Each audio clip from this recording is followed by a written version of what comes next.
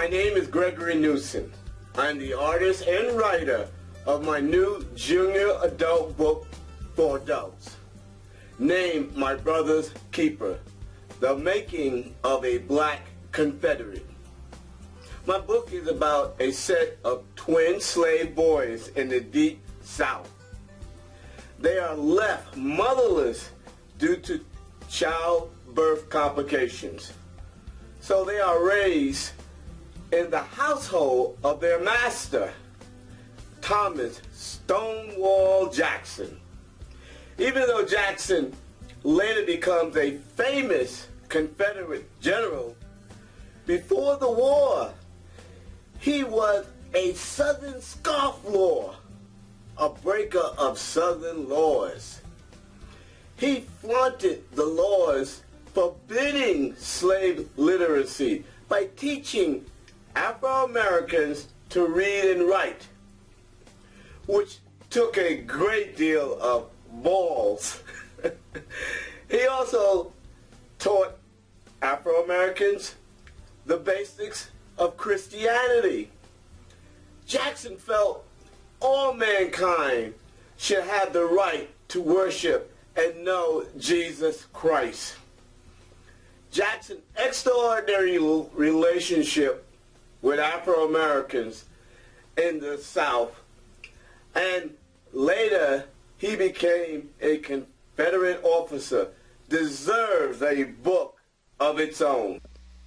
Religion and worship was a strong influence to the South justify the actions and behavior of the nobles during the 17th and 18th century. Today, it can be extremely challenging to explain to our children how man treated his fellow creatures during America's early development. In some ways, this is almost as difficult as teaching our children about the birds and the bees. My thoughts about writing and illustrating my book came from a statement made by Malcolm X about the house and field slave. I am aware that there are American universities that have black study programs, but in my opinion, these mainstream programs will not touch or consider any examination about the lineage and evolution of these two types of slaves. The house and field slave live radically different lives, and in trying to give slavery a one-size-fits-all appearance is what these American institutions do.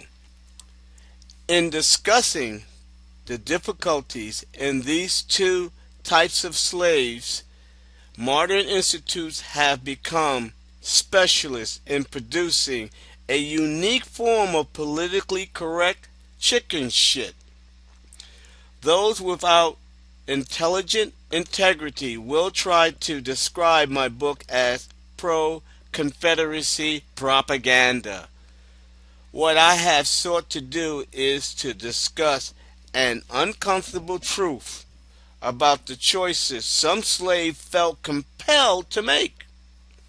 However, the reality is that some slaves made the choice to fight for their oppressors.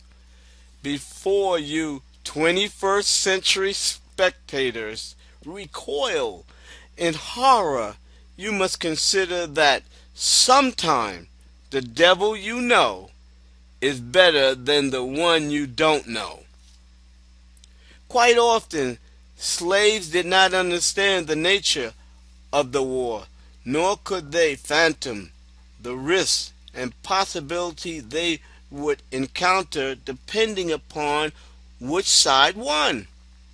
Who knows what promises were made to the Black Confederates? It might have had been promises of freedom or a pension. Confederate allies regained political control of the southern states after Reconstruction and started pensions for their Civil War veterans, Although Confederacy pensions were limited, it was not long before eligibility was expanded to Afro-Americans in some states, not all. This book seeks to explore the frustratingly complexing dilemma slaves faced and why different slaves chose different options. So America, please calm down. Take a chill pill. This story is about two playful children who wonder about and wrestled with the question, what does freedom mean and feel like or even look? And why are all those white folks on their knees looking up and talking to the sky?